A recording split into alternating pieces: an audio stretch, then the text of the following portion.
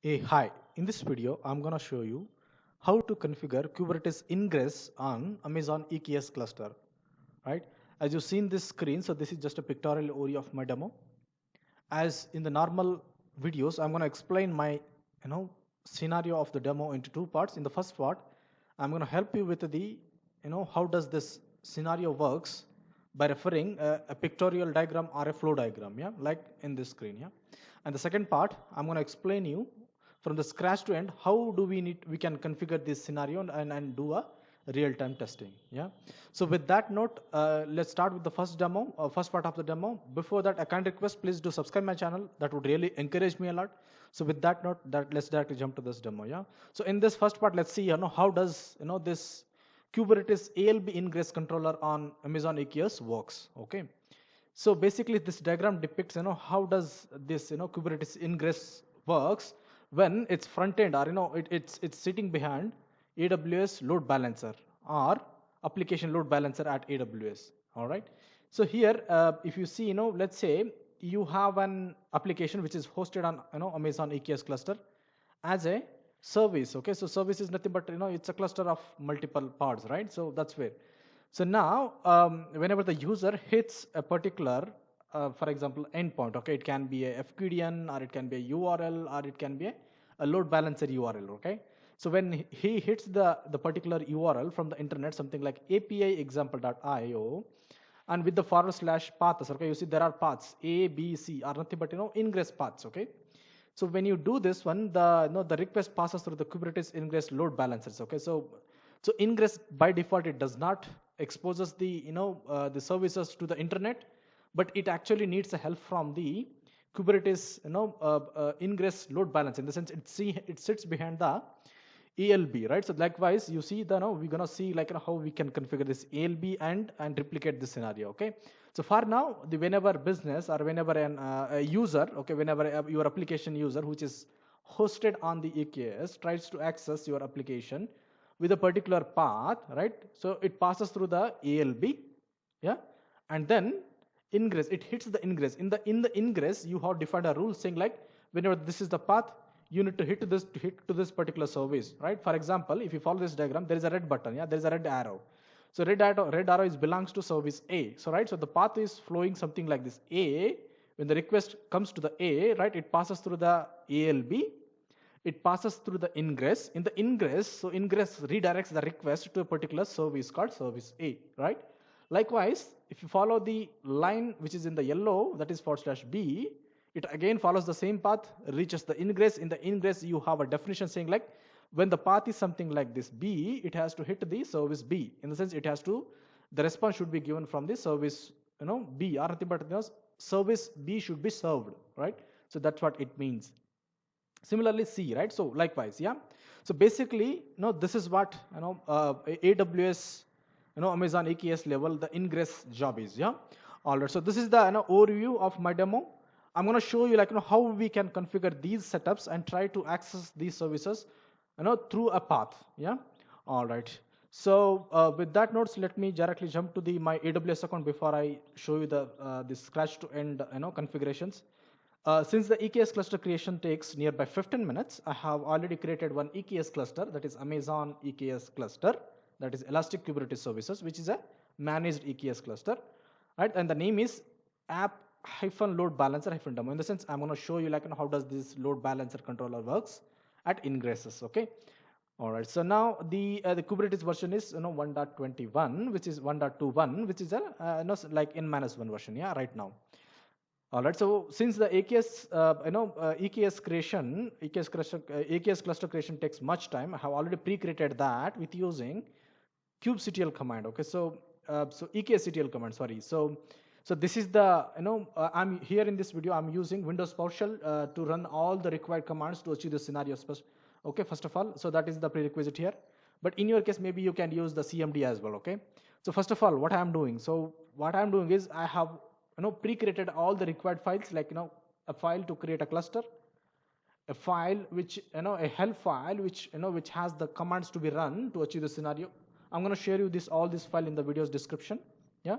So these files will be uploaded in my GitHub repo, and the GitHub repo link will be shared in this video's description. maybe you can find this file from there and try to replicate in your scenario if you are learning from out of it. Yeah. All right. So in the Helm file, I have already documented all the commands that we need to run to achieve the scenario. Okay. So this is very straightforward scenario. That is, it contains only 6 steps. Yeah. And also we have a sample application YAML, that is a Kubernetes specification file, that is which deploys a sample app on the EKS cluster, right? And we also have a cluster.yaml file. So cluster.yaml file which defines how does your cluster look like. All right. So the definition of the cluster.yaml file is something like this. Okay. If you see here, APIs, it will be used by EKSCTL, EKSCTL, that is EKS command line utility. Okay. So since we are using EKSCTL utility to create the EKS cluster, here the installing the EKSCTL utility in your system becomes a prerequisite. Okay. If you have not seen this, how to install the EKSCTL in your system, please do watch my previous videos where I have explained this around this. Okay. Whereas the EKSCTL, as the utility is meant for to deal with the to help you with or to work with the EKSCTL utility, right? This is the command line tool which will help you to work with the EKS service. Okay, in general. Okay, so that's the reason we are using that command to create a EKS cluster as well, right? So here I am defining my EKS cluster in a YAML specification file. So if you see here. So this is the YAML specification file which which defines how does my EKS cluster look like. Yeah. So here the API is eksctl.io / version 1 alpha 5, and the kind is cluster config. Okay. So because here we are creating the EKS cluster, right? And in the metadata we are giving the name of our cluster and the reason where the cluster has to be created, right? And in the IAM part, okay, in the IAM definitions, we are telling with OIDC, in the sense I need to enable OIDC on the EKS cluster, right? And after that, at the service accounts, okay, in the service accounts, so in the service account, we have the metadata. In the metadata, we are giving the service account name, right? So we are enabling the OIDC and also enabling the service account for the EKS cluster, okay? And the namespace is kube, here is the namespace, which is a default kube system, namespace, okay? And well-known policies, in the sense, we are attaching this AWS load balancer control policy to this, service account as well. And finally, we are also defining creating a managed node groups for the cluster, right? And the name of the node group is something like this, okay? App ALB-NG, that is a node group. And the instance type chosen here is t3.medium, and the size minimum is EKS1, and okay. So this is very like, this is the command that majorly we use for, infrastructure as a code, okay? So let's say you want to provision your EKS cluster through the CI/CD approach, maybe using the GitHub Actions, GitHub or GitLabs, yeah, right? So this is the definition you define, like, how does your cluster look like, right? So this is like a, setting your EKS cluster infrastructure, okay? And that is where I did it, okay? So if I can follow the, Helm file where I have written all the commandlets. In the first command, we are creating the EKS cluster, right? That is EKS cluster by running the command eksctl create cluster -cluster.yaml file. If I go back, right? So before I running this command, I set my context, okay? This is very, very important. I have set my context by running the command AWS configure. In this one, I have given AWS access key ID, secret ID. Then I switch to my region to AP South 1, and the default output is your JSON, okay? And once this is done, what I did is I did a CD. If you see path, so this I have switched the CD to the path where I have kept all this file, okay? All right? So this is the path. If I go to this path, so this is the path I have switched here, if you see. All right? So this is the path we are in right now. And then being from that path, I have run this command called eksctl create cluster -file and the cluster.yaml file, okay? If you see here, so this has started at 14:58 and completed at, if you see, it's a very lengthy process, okay? The creation of EKS cluster is very lengthy process, and it has finished at around like 3:15, that is a 15:14, right? So which is nothing but it's almost took like 16 or 17 minutes, okay? So that I cannot accommodate in the videos. That's the reason I have created it before I start the video. All right, and that's where you see the EKS cluster is up and running fine. So if I open this EKS cluster, right, so the status of the EKS cluster is something like this, okay? Now we are all set. So if I go to the diagram back, so this EKS Kubernetes cluster is ready now, right? But the component, like setting the ELB, ALB, that is AWS load balancers, setting the ingresses, and deploying your applications. So whatever you see services, right? Services are nothing but what? Your application, right? That's what, yeah? All right, so let's set up all these three top components. Okay, so right now your cluster is ready, which is a green part, right, which is mentioned in the green, right? So that is ready. Now let's configure all these blue parts, right? One is the ingress load balancer, then the definition of the ingress, then then pointing to those maybe the deploying the application, that is services. All right, so first one, before that, let's check if you have set the kubectl correctly or not, right? So I will run kubectl get nodes, right? So kubectl, if I run kubectl get nodes, we should see some nodes are being replicating. Here you go. Our nodes are being nodes names are being retrieved, right? So which means that the kube config file is updated with the targeting to this EKS cluster. The cluster name is The cluster name is app-lb-demo, right? So we have already set it, and that's the reason we are retrieving the response. Okay, so kubectl is also working, right? So here there is one more dependency here. To run the kubectl command, you should have your system installed with the kubectl software as well, or kubectl binaries has to be installed in your system, right? So there are two prerequisites. Okay, so one is the eksctl and other one is kubectl. Okay, all right. So we check with the kubectl, which is working fine. Okay, let's go to the next commands. Okay, in the next step, we need to install the AWS load balancers. Okay, and to do that, what we are going to do is we're gonna add a Helm chart repo. So here I'm using EKS charts. Okay, so EKS Helm charts for this one. So to do that, you need to update your Helm repos. Helm repos targeting to the EKS one. Okay, EKS services. So let's run this command. I will just copy that. So basically, what is this you are doing? You are doing nothing, So here, we are using the Helm command, right? So Helm becomes here a third prerequisite. Okay, so till now we are dealt with the two prerequisites. This is the third one, that is a Helm one. Okay, so if you have not installed a Helm utility in your system, maybe you can watch my previous videos where I have explained how you can install all these prerequisites in your system. Yeah, especially Helm one. Okay, have dedicatedly created a video for how to install the Helm in your system, right? So here we are doing what? We are running the Helm utility and updating the adding a repo to the Helm repos. Okay, you are aware that how does the Helm works. Okay, Helm works in Helm basically it forks your the Helm repos, which is hosted in the upstream GitHubs, right? And that will be consumed whenever you are running the Helm repos. Okay, Helm commands. So here we are adding a Helm repo of type EKS cluster, right? And the URL of the EKS is somewhere here, right? Maybe you can check this in the internet. You will find what is this. Okay, so I will also help you with that, right? So if you pointed this one, this is nothing but it is under the hood. It is pointing to a charts. Okay, it's a charts. Okay, you see these are the charts. Okay, if I open this one, so under the hood backend is nothing but it's it's a chart which is locally which is publicly available. Yeah, all right. So meantime, let's focus on this our steps. So what I'm doing is I'm updating the EKS cluster.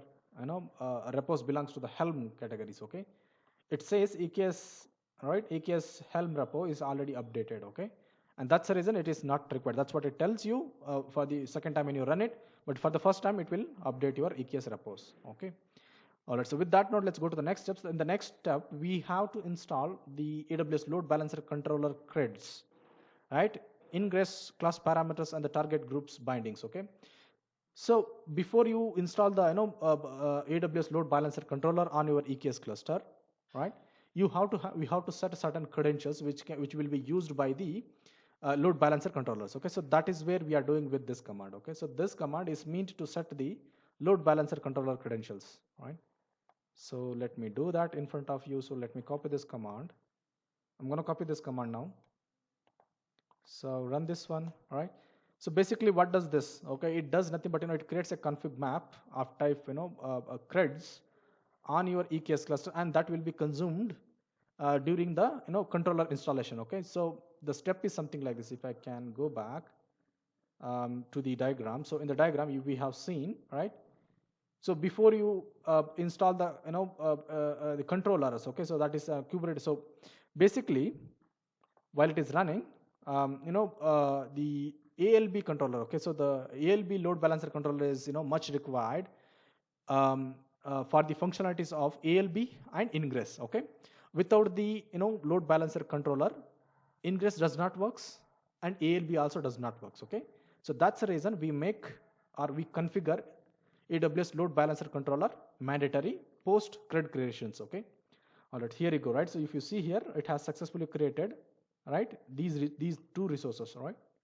All right, so we are done with the second step as well, third step as well. Now let's go to the next one. So finally, right, so till now what we were doing, so we were doing all these prerequisites required to, enable the load balancer controllers. Okay, so what we did, we updated the repo, right? And then we also install the required AWS load balancer controller credentials. Okay. Now the time is, this is the real time where we will install. Okay. So install the Helm charts by passing the service control equal to false and service account name equal to AWS load balancer controller. Okay. So if I can run through this command, so Helm install, what is the thing that we are installing? We are installing load balancer controller, right? So this is the understanding of this command, right? We are installing load balancer controller now. Earlier we have configured AWS load balancer controllers, right? And it is targeting to the Helm chart. So this is the Helm chart, okay? EKS/AWS load balancer controller, and the namespace belongs to the Kubernetes. And set in setting we are doing the cluster name it should target to is app-lb-demo, and also setting the service account creation parameter equal to false, and the service account name equal to AWS load balancer. Okay, so basically while configuring the controller, that is ALB controllers, we are also doing the certain configurations on that controller as well, and that is what this command does. So let me copy and run it here, right, so that we are done with this prerequisite. Okay, this is very, very important. Okay, so without this ALB does not works, and also the ingress does not works. Okay, so while it is running, so if you see here, it is actually running right now. Let me scroll a bit up. Here you go. It was very fast. Okay, if you see here, it has successfully created the resources. Okay, so that is, the name is AWS load balancer controller. This controller will sit in a your Kubernetes API server. Okay, so that's the reason as the namespace, this is the service, or this is a kind of a feature which controls your the functionalities of your ALB and ingress on your EKS cluster, right? And that's the reason we deploy it before we configure the ingress and the service deployments. Okay, and this is where the namespace status is deployed, version is 1, and now time state is this one, yeah, blah blah. So finally it says it has installed. Okay. All right, so we are done with that. Now the time has come to deploy all our configurations in one shot. What do I mean by that? So in the sense, till now we have configured the till now we were configured the AWS load balancer controllers, credentials, everything. So we have set this one. Now we need to do the Kubernetes cluster service configurations, right? Enabling the ingress. First, deploying. First, you will be creating the namespace. In the namespace, you are deploying an application. And to target into that application, you're going to create a service, right? To that service, you're going to point these ingress rules. Okay, so that is what we do now as part of this sample apps. Okay, so this sample app.yaml file is nothing but is a Kubernetes specification file which defines namespace creation, service creation, the deployments and the service creations of the deployments, and finally we are also creating the ingress. Okay, it is actually creating four kinds of resources. One is we are creating the namespace resource. If you see here, right, this is the API version equal to 1, and kind is namespace, and the namespace is this one, and this namespace is used to do the rest deployments. Okay, so let me go to the next one. So in this one we are doing a deployment. What does the deployment means? It's nothing but you are deploying an application. Okay, so what is the application in the EKS cluster? It is nothing but a Kubernetes images which is hosted on the hubs. Okay, it can be like a Docker hub, or it can be your private hub. Okay, from there you are the image will be downloaded from the hubs, or public hubs or private hubs, and that image will be deployed on your EKS cluster. Okay, as a pod. That's what the deployment is. Okay, and in the metadata, right, so we are creating a namespace, right?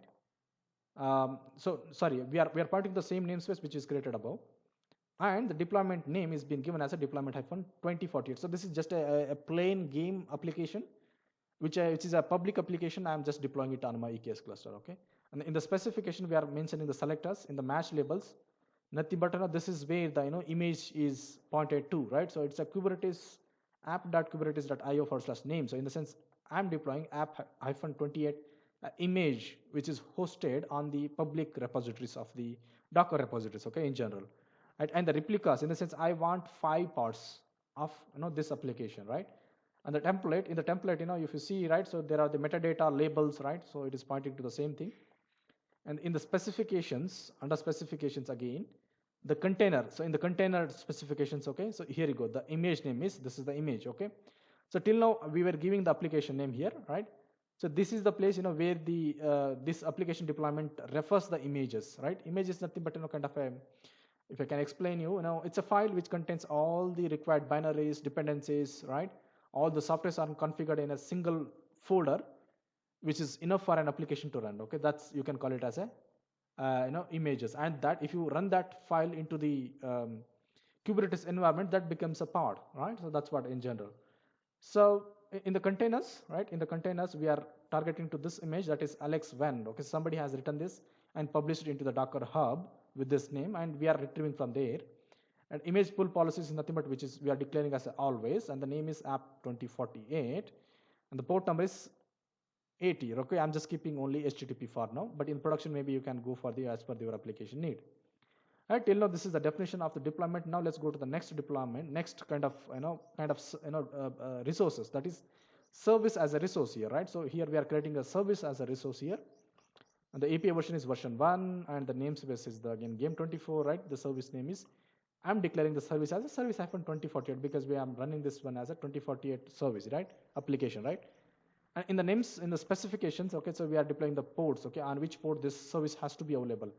If I can go back, so right, so whenever you do this ingress or access the service, that success service will be available to within the network traffic, that is HTTP network traffic. Okay, through the HTTP network traffic, you can access that service. That's what this port is mean all about. Okay, and the type is node port. Okay, and finally we are doing the application selector. That is nothing but which is the application selector which we have given above. Right, so if I can show you above, so this is the right, this is the same thing, right? Mesh labels, yeah. All right, so nothing but it is creating a services, right, of the pods of applications belongs to this application, that is app-2048.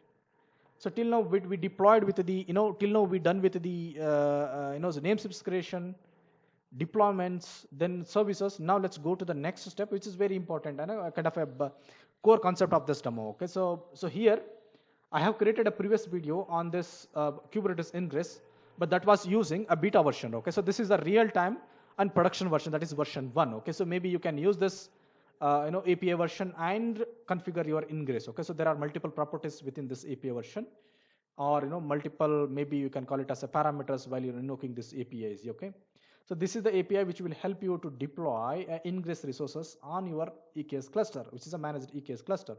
The kind is ingress here, the metadata. So we are giving the game namespace, right? The ingress name. This is the name. Okay, remember ingress-2040 is our ingress name. And in the annotations, okay, this is very important thing, which actually declares, okay, which actually defines how does your ingress has to work in, right? So ingress class here, I have given ALB, right? That's the reason we call it as a ALB based ingress definition. Okay, so Kubernetes IO ingress classes belongs to ALB. In the ALB, we are defining certain properties. What is the schema? It should be facing to the internet, right? And also what is the target of this ingress? That is an instance. Okay, nothing but our EC2 instances where our parts are running, right? All right. In the specifications, this is very, very important topic again. We are mentioning the ingress rules. Okay, I have only one rule here, okay, because this is demo. I have created only one rule, but in production, you can expect it's very huge one. Okay, so the host is, I'm targeting with the host one, Amazon.com. So if I can show you this one, when I run the command, something like this. Okay, so if you see this one, right? So this is belongs to the Kubernetes. This is the Kubernetes EKS node FQDN, that is AP South compute.internal. Okay. Now, but the front end facing ALB will have the FQDN something like .amazonaws.com, right? So that becomes a host here. And in the HTTP, nothing but the traffic comes through the HTTP, right? So in the HTTP, we are defining the path which is equal to / prefix. We have given like path type equal to prefix. In the back end, if you see the service, okay, I'm targeting to the service which we have created above, right? This is the one, service 2048, right? And the port number is port number is HTTP port, that is 80. Yeah. All right, so this is a very quick walkthrough, right, of this sample application specification file. Now let's execute this file. So how do I execute this file? I need to execute this file with using kubectl apply command. So what actually does is, under the hood, it does nothing but it does actually deploys a sample application on the Eks cluster and creates the services, and finally to that services it hosts an ingress definition. Okay, creates an ingress resource, and that ingress resource is backed by the AWS ALB. Let me run this command. Okay, so kubectl apply -f dot operator / sample app, right? If you see here, it has created in a blink of eyes. Okay, so if you see here, namespace has been created here, deployment is done, service is created, ingress is also created. Okay, so basically it has created everything. So if I can get the all kubectl get parts namespace, right? So what is the namespace we created? That is the game game 2048, right? So if I run this one, we should see all the parts been running here, right? So we have defined how many replicas? 5 replicas. If I go back to this one, so I'm trying to help you to correlate what has been defined and what is being happening when we deploy this file, right? So the replica is 5 here, right? Nothing but 5 parts are running. Nothing but your 5 instances of your applications are running, basically. That's what in general means. Okay.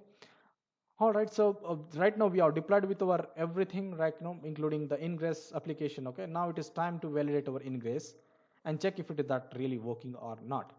So to do that, I need to run a kubectl command again, and we're gonna explore the output of this. Okay, so to get all the Kubernetes Ingress been configured on your EKS cluster, you should run the command called kubectl get ingress -a, which is nothing but all. Get all ingresses definitions. Okay, here you go, right? So it has successfully created ingress. Okay, so which is backed by ALB, right?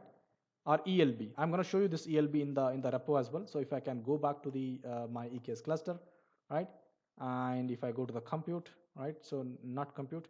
If I go to the EC2 services, okay, so let me duplicate this one.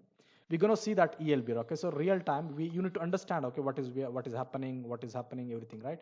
So if we go back to the EKS cluster and go to this one, right? If we go to the compute one and we go to the node groups, right? So here you go, the node group has been created. So if we go to this node groups, right? So if you go to this nodes, so health is 0, labels are something like this, update is okay. One node, this is the tenant, update history, tags. Okay, there are so many things. Okay. All right. If I go to the EC2 instance and we see the ELB there, so the ELB definition should be the same one which you are getting here now, right? So basically, with the Kubernetes YAML specification, we were able to create all these resources which are required for your EKS, right? So if you go to the load balancers, under ECS, we should see. So here you go, right? So if I can expand this one, and or if I can, okay. So so if you see the DNS name, so that's what the DNS name you are getting here. So let me copy this for DNS name, right? So what actually I'm trying to help you here is, you need to understand, where are these resources are getting created and how they are being linked, right? So that is what I'm trying to help you here. So let's study this one. So if I can see this one, so this is your, this is your ELB, AFQDN or DNS name. Okay. So now before I walk you through this one, before that I'm going to show you that this ingress ELB address is now working, right? So for that one, let's hit HTTP only. Okay, don't hit HTTPS, just do HTTP because we have declared the HTTP port, right? And hit enter, right? Here you go. The application is up and running fine. Okay. So basically, how does it working? So right now I'm just hitting star. Okay, so here have not given. So if I go back to the specification file, right, here I have given only star, or have given /, which is nothing but I have not declared any particular path, right? And that's the reason I was able to communicate from this one. So if I can give the /, it will end up with the same path, right? So this is the application being hosted there, right? And we have successfully shown you the required things, but one more important thing to help you to understand is, now our application is working fine. So basically, whenever I hit this path, I'm being passed through this ALB, and ALB is hitting the ingress. In the ingress, there are rules pointing to the services. We have created one service, right? So it is being hitting to the service. For example, you can consider one service as all one. Okay. then it is really hitting the service. And that's what the aim of this demo, okay, which is we have successfully achieved. Now finally I'm going to show you like how does it configures, okay. So basically this is the DNS which is actually we're going to get it and we're going to hit it, okay. All right, so now let me go to the listeners, okay. If I go to the listeners, okay, so here you go, right, these are the listeners. And in the monitoring, so there are no monitoring, so yeah, here you go, there are certain monitorings. Integrated services, okay, so if you see the integrated services, there are no integrated services configurations, tags are there. There are certain tags are being applied by default, so in the description, right, so so the ELB definition is something like this: active, the type is application, this is the schema is internet facing, and the address is IP4, and this is the VPC, and the availability zone is this one, and the hosted zone is this one, right? And then creation time is this one, security group is this one, attributes are these are the attributes, yeah.